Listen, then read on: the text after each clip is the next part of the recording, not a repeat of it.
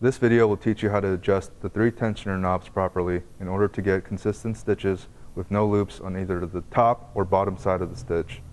The top tensioner knob for both needles will affect the length of the end of the severed needle thread, or in other words, this affects how much starting thread you will have for the next seam. To adjust this, turn the top tensioner knob until the knob surface and the middle bolt are flush.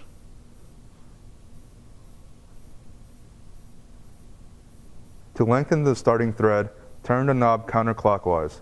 To shorten the starting thread, turn the knob clockwise until you find a suitable length, or the lowest tensioner knob should always be set to the least amount of tension possible.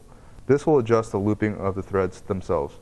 Ideally, you would want the looping of the threads to be in the center of the material, looking uniform and even. Typically, you will start with both main tensioner knobs flush with the middle bolts.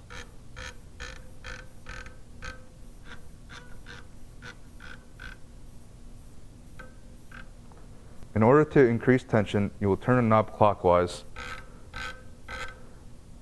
or counterclockwise to decrease tension on the threads.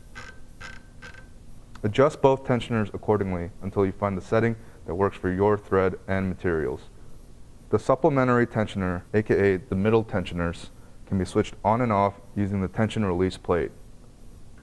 It is typically always engaged in this position to release tension off of the 2 supplementary tensioners. The supplementary tensioner can be switched in to effect a rapid change in needle thread tension during operations.